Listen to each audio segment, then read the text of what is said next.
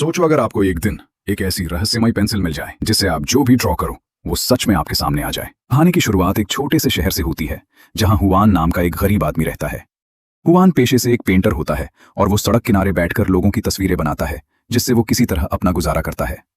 इसी दौरान एक दिन एक महंगी स्पोर्ट्स कार आकर उसके सामने रुकती है। कार से एक आदमी उतरता है जिसका नाम ईलोंग होता है।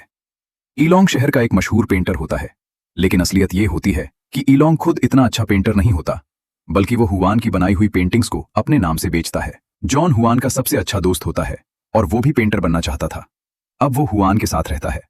इसके बाद दोनों दोस्त रात में छत पर बैठकर शराब पीते हैं और वहीं सो जाते हैं। इसी रात एक महत्वपूर्ण घटना होती है। अचानक हुआन की आंख खुलती है और वो आसमान में एक अजीब सा दृश्य देखता है। वो देखता है कि एक एलियन स्पेसशिप आसमान में उड़ रहा है।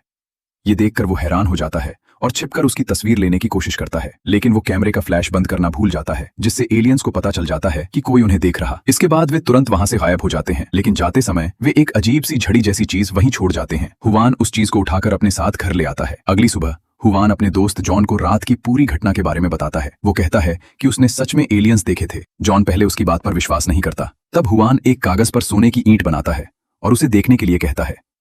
शुरुआत में कुछ नहीं होता, जिससे जॉन गुस्से में कागज को मरोड़कर बाहर फेंक देता है।